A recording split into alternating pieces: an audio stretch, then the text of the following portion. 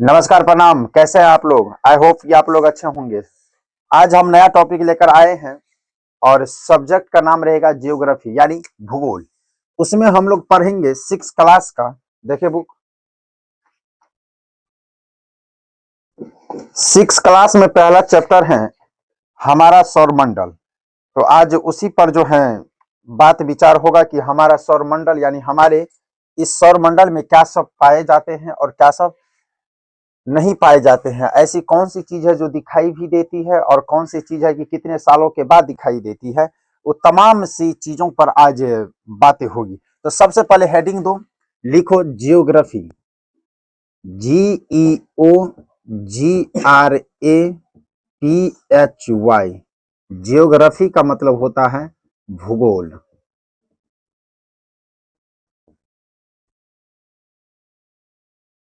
यह जियोग्राफी ये दो शब्दों से बना हुआ है, एक लैटिन भाषा भी है ये। तो हमारा सौरमंडल में सबसे पहले हम ये जानेंगे पृथ्वी, क्योंकि इस पूरे भूगोल में और हमारा सौरमंडल में दो ही चीज पर निर्भर है।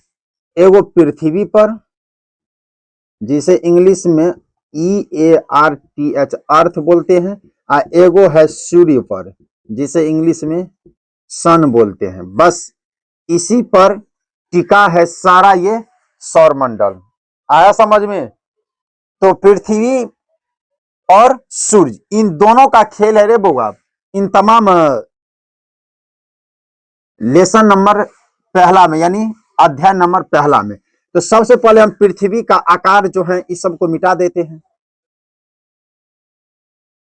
जो है ना, ये पृथ्वी कहीं टेढ़ घोंच नहीं लग रहा है? पेट फुल्ला की तरह थोड़ा सा गड़बड़ हो गया नहीं? चलिए हाथ से कोशिश करते हैं।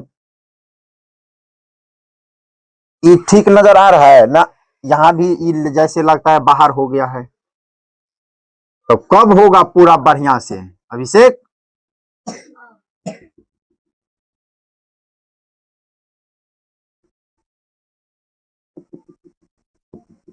नहीं हो गया? हो गया। आया समझ में कैसे फाड़ लिए हम? हाँ रे बुआ, ये है पृथ्वी। ये क्या है अब ये बताए हैं क्या है? ई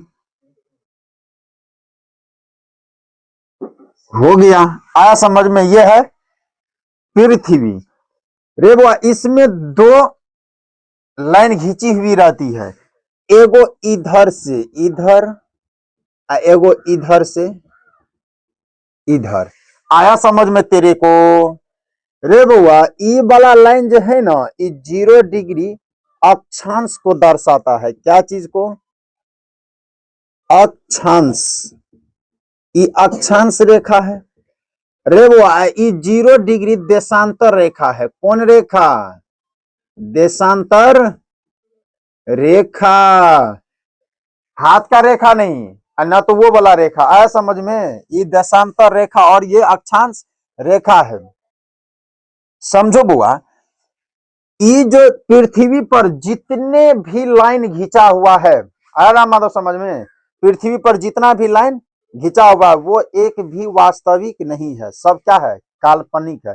काल्पनिक का बोले तो अपना मन से घिंचा हुआ रेखा। अब वास्तविक का मतलब आया समझ में? तो ये सब काल्पनिक है, ये वैज्ञानिक की देन है। और वो अपना अपना रेखा खींचा। दुनिया की कोई भी देश, अगर किसी भी देश का समय तुम देखना कि अपने इंडिया में अगर यहाँ पे अगर हो रहा है 7, तो पूरा इंडिया में 7 होगा। आया समझ में? क्योंकि हमें पता है कि एक ही ग्रीनविच रेखा है जो इलाहाबाद से गुजरता है, जो अब प्रयागराज हो गया। आया समझ में? रे बुआ, ग्रीनविच सब देशों के पास अलग अलग है, इसीलिए सब देशों में टाइम अलग अलग दर्शाया जाता है। यही तुम नेपाल चले जाओ तो नेपाल में और हम लोग में 15 मिनट का अंतर है। नेपाल 15 मिनट आगे है, हम लोग 15 मिनट पीछे हैं। आया समझ में? लंदन से और हमारा देश 5 घंटा की 3.5 घंटा आगे है। समझो, ये अक्षांश रेखा है ये, और ये देशांतर रेखा है। तो ये अक्षांश और देशांतर, ये दो ऐसी रेखा है जो क्या है, काल्पनिक रेखा है। तो अभी न लिखना, अभी केवल हम लिखेंगे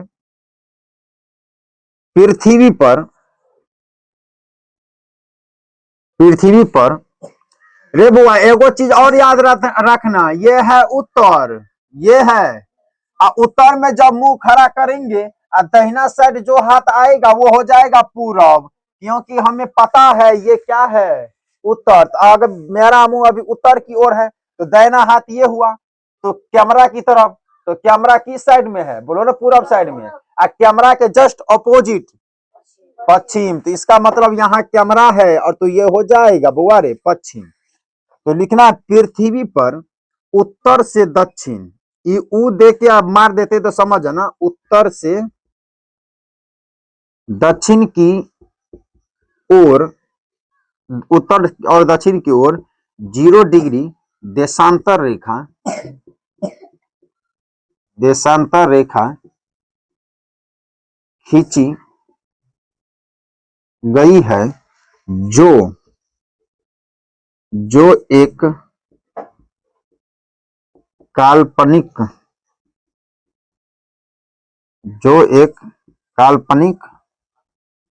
रेखा है, जो एक काल्पनिक रेखा है। ठीक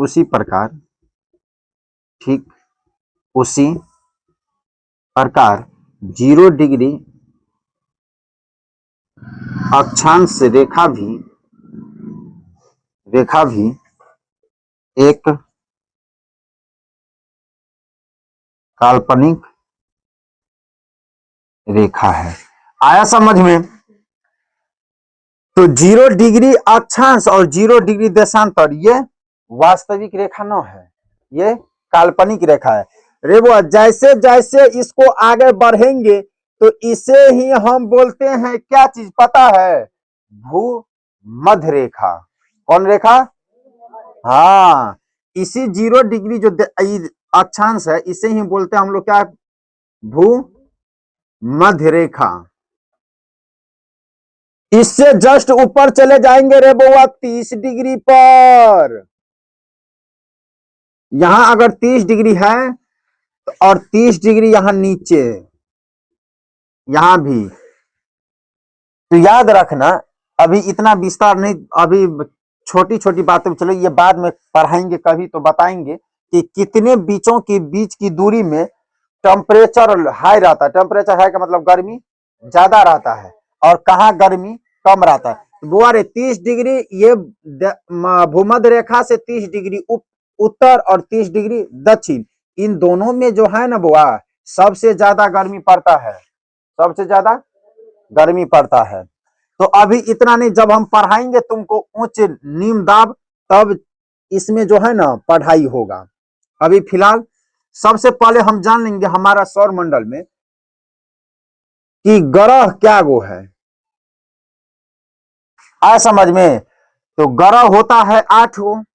चलो ये हो गया।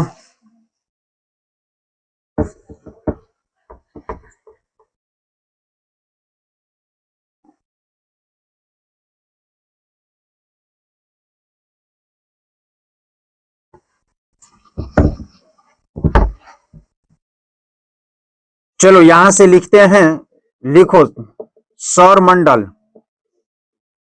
सौर मंडल किसे कहते हैं सबसे पहले ये जानेंगे। तो लिखो बुआ, सौर मंडल सूर्य के चारों ओर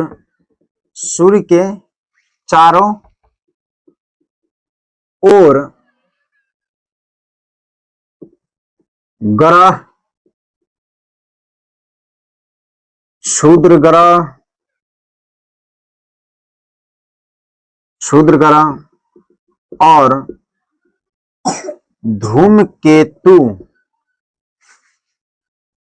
सूर्य के चारों ओर ग्रह, क्षुद्र ग्रह, धूमकेतु का चक्कर लगाना, चक्कर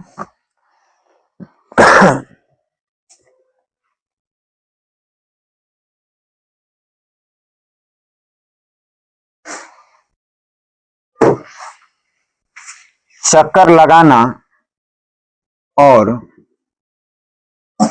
और और इनके सूर्य के चारों ओर क्षुद्र ग्रह और धूमकेतु का चक्कर लगाना और इनके उपस्थिति उपस्थिति ही सौर मंडल कहलाती है।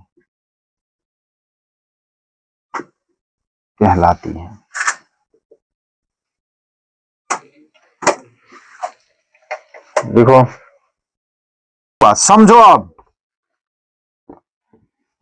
ये अगर हो गया है, इसको मिटा देते हैं, मामले खराब हो जाता। अभी नहीं रे बउआ, ध्यान दो। ये सूर्य है, इंग्लिश में बोले तो सन, इसके हिसाब से न होगा तो लिख दिए थे पृथ्वी, तो पृथ्वी हो जाएगा। ये सूर्य है, सूर्य के बोलेगा सबसे नजदीक का ग्रह तो कौन होगा? बुध। फटाफट बोलो। बुध के बाद शुक्र के बाद पृथ्वी के बाद मंगल चला गया घूमने के लिए, मंगल के बाद बृहस्पति। ऐसे न लिखते हैं रे, कैसे लिखते हैं बृहस्पति? बृहस्पति, उसके बाद शनि, शनि के बाद उसके बाद यही होता है? नहीं होता है। ग्रहों की संख्या 1 2 3 4 5 6 7 8। तो कोई पूछेगा कि हमारे सौर मंडल में कितना ग्रह है, तो 8 ग्रह। एक प्लूटो था, वो हट गया। रे बुआ ध्यान दो, इसमें तो तुमको बुध शुक्र मंगल बृहस्पति शनि क्या गो हुआ? 1 2 3 4 5, 5 गो तो संडे मंडे जनवरी अति संडे मंडे से हो जाएगा, नहीं याद? बाकी कितना याद करना पड़ेगा? 3 गो, एगो पृथ्वी, एगो अरुण, एगो वरुण, बस यही याद करना है। नहीं याद करना है तो समझो, सूर्य का सबसे निकट का अगर तुमसे पूछेगा ग्रह या तारा तो क्या होगा? बोलो ना, बुध। सबसे दूर से पूछेगा तो वरुण। आया समझ में? तो एक चीज याद रखना कि यहां से अगर कोई इस सब जितना ये 8 ग्रह है ना बउआ, इस सब ग्रह को याद रखना है। अपना अक्ष पे तो घूमबे करेगा, लेकिन सूर्यों का भी चक्कर लगाना पड़ेगा। इसका चक्कर नहीं लगाएगा, ये बाहर कर देगा। आया समझ में? बाहर की करेगा, दुनिया राय छिती हो जाएगा। आया समझ में? तो बुध का भी इनका चक्कर लगाना पड़ता है, शुक्र का भी इनका चक्कर, पृथ्वी का भी लगाना पड़ता है। रे बुआ, सबका अलग अलग टाइम टेबल है चक्कर लगाने का। सूर्य का चक्कर कितना दिन में लगाएगा और वो खुद का अपना केंद्र पे कितना दिन में घूम जाएगा। आया समझ में? तो अब ध्यान दो, 1 मिनट यहां कॉन्सेप्ट समझो रे बउआ। इस सूर्य है कि नहीं है? ये बुध है, यहां वरुण है। अब समझो, अगर इस सभी अगर ऐसे ऐसे घूमेगा रे बउआ, ऐसे ऐसे, तो सबसे पहले घूम जाएगा कौन? बुध।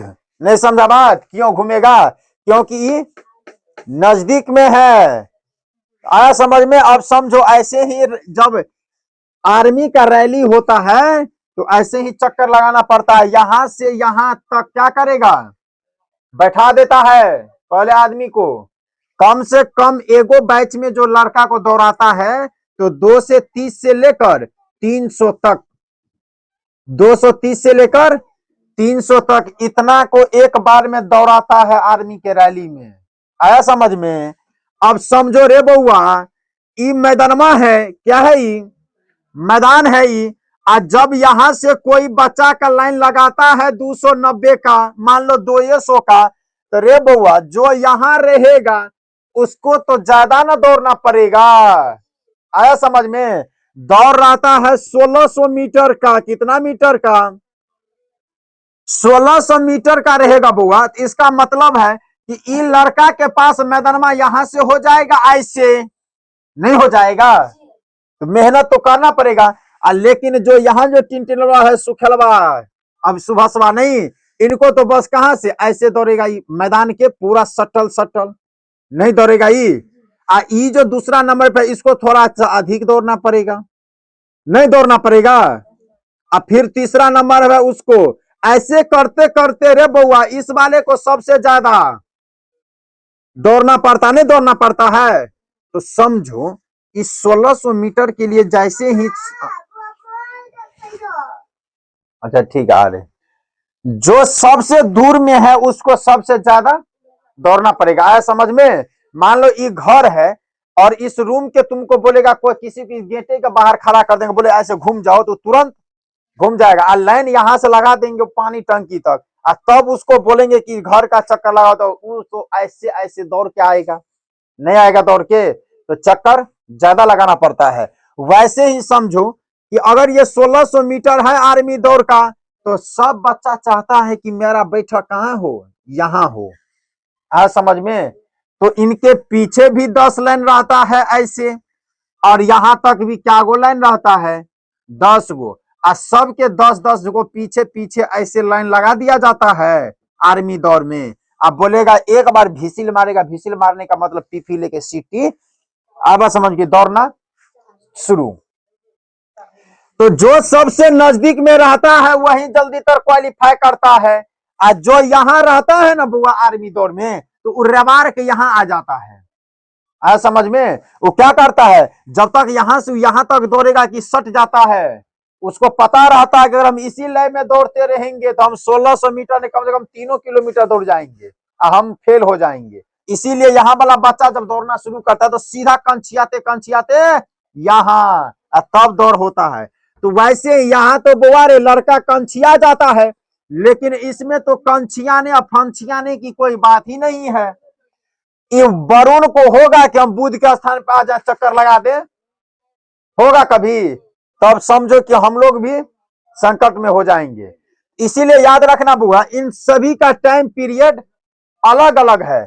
ये अगर जितना दिन में मारेगा चक्कर सूर्य का, उससे थोड़ा सा अधिक दिन में शुक्र मारेगा, उससे अधिक में, उससे अधिक में, उससे अधिक में, उससे अधिक में, उससे अधिक में, उससे अधिक में। इसका मतलब, कहने का मतलब यह हुआ कि वरुण जो है ना भाई साहब, इस सबसे लास्ट में मारेगा, सबसे ज्यादा दिन में मारेगा। अब समझो, ये तो समझ में आ गया। 8 गो ग्रह होता है सो, तो बोलो फटाफट, सूर्य का सबसे नजदीक का ग्रह, उसके बाद, उसके बाद, उसके बाद, उसके बाद शनि बोलो ना, उसके बाद वरुण, अरुण। और समझो रे बउआ, इन दोनों ग्रहों के बीच में कौन सा ग्रह रहता है, बोलो ना, क्षुद्र ग्रह। आया समझ में? कौन दोनों के बीच में? मंगल और बृहस्पति के बीच में। तो यहां लिखना है रे बउआ, मंगल और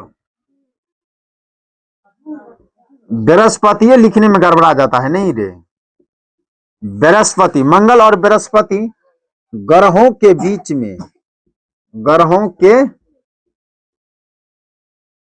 के बीच में कौन सा ग्रह रे?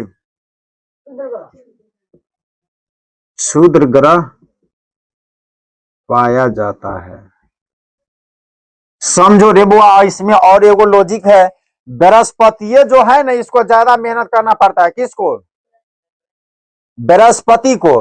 बृहस्पति जो है ना, इस क्षुद्र ग्रह को खींच कर रखता है। अगर मंगल को ज्यादा भीड़ न है, भीड़ किनको है?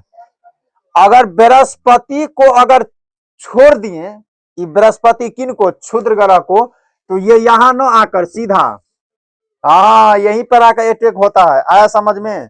और सब अपना अपना टाइम अनुसार पूरा करता है। किसी को कोई दिन फाजिल नहीं होता है। एक ही दिन होता है फाजिल किन को? पृथ्वी का। पृथ्वी अपने अक्ष पर 24 घंटा में जो है ना घूम लेता है, लेकिन सूर्य का चक्कर 365 दिन में। आ समझ में? तब ना एक साल में 365 दिन होता है, तो ये कितना दिन में? 365 दिन में। ऐसे घूरते घूरते अगर पृथ्वी 4 साल लगा दिया तो एक दिन क्या हो जाता है? बढ़ जाता है। 365 पॉइंट कुछ में क्या करता है? पृथ्वी सूर्य का चक्कर लगा लेता है। इसीलिए प्रत्येक 4 साल के बाद एक दिन बढ़ जाता है। तो ऊपर वाला हो गया बुआ सबको? चलो समझो रे बउआ, हो गया है तो समझो। अब लिख लिया? जब सब चक्कर लगाता है सूर्य का, तो सूर्यो न किसी का चक्कर लगाता होगा कि नहीं लगाता होगा? कि नहीं लगाता? बताओ। अगर मेरा चक्कर तुम सब लगाता है तो हम भी तो किसी का चक्कर लगाए होंगे।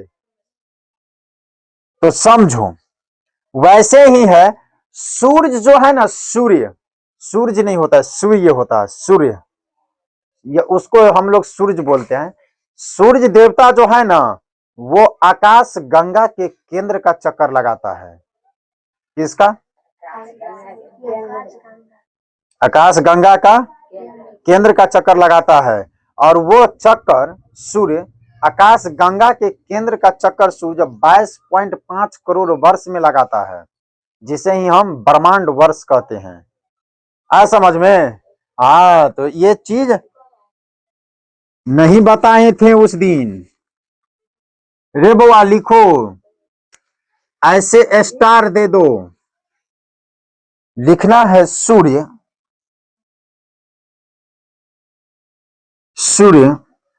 आकाश गंगा के केंद्र का चक्कर। सूर्य आकाश गंगा की केंद्र का, अभी न लिखना है चक्कर। सूर्य आकाश गंगा की केंद्र का चक्कर लगभग 22.5 करोड़ वर्ष में क्या करता है? लगाता है। जिसे ही हम क्या बोलते हैं रे? ब्रह्मांड वर्ष। ब्रह्मांड वर्ष, जिसे ही हम ब्रह्मांड वर्ष कहते हैं। चलो हो गया ये। रेबो आप समझो इसको कि सब जो 8 ग्रह है वो सूर्य का चक्कर लगाता है। जो 8 ग्रह है बउआ, वो किसका चक्कर? सूर्य का चक्कर लगाता है। कितना? ये 8 गो ग्रह है। कौन कौन ग्रह है तो बता दिए हैं, लेकिन ये सूर्य भी किसका चक्कर लगाता है? आकाश गंगा का। कितना दिन में?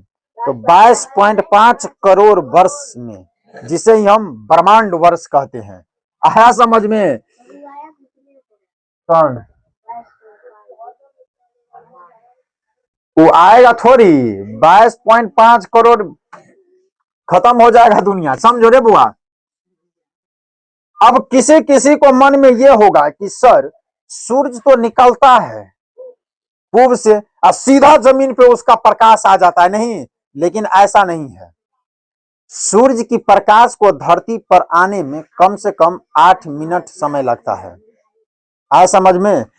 तो सबसे पहले तो हम जानेंगे कि जब कोई भी चीज जहां है, अगर वहां से अगर हम तक दिखाई दे रहा है, तो इसका मतलब है कुछ ना कुछ उसमें चाल होगा, कुछ ना कुछ स्पीड होगा उनमें, तभी ना दिखाई दे रहा है। टॉर्च की फोकस अगर यहाँ मारेगा, कैमरा पे जाएगा, तो इसका मतलब यहां से कितना तेजी में कैमरा के पास चला गया, ये भी ना देखना है।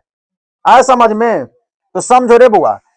तो लिखेंगे सूर्य की प्रकाश की चाल 3 लाख किलोमीटर प्रति सेकेंड है। 3 लाख किलोमीटर प्रति सेकेंड है। इसलिए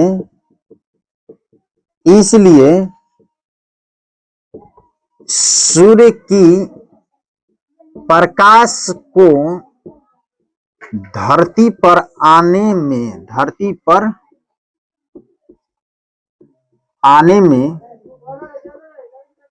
लगभग 8 मिनट लगता है। रे बुआ, सूर्य की प्रकाश की चाल कितना है?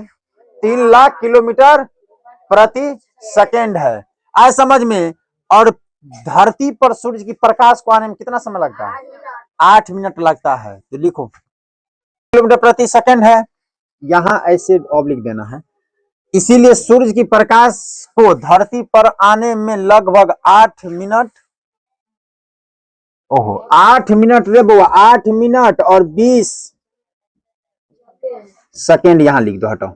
8 मिनट 20 सेकेंड लगता है। सेकेंड को तो हवे में उड़ा दिए थे। 8 मिनट और 20 सेकेंड लिखो। 20 सेकेंड भी होना चाहिए, नहीं तो मामले खराब हो जाएगा। चलो, हो गया। ये सूर्य की प्रकाश की चाल कितना है?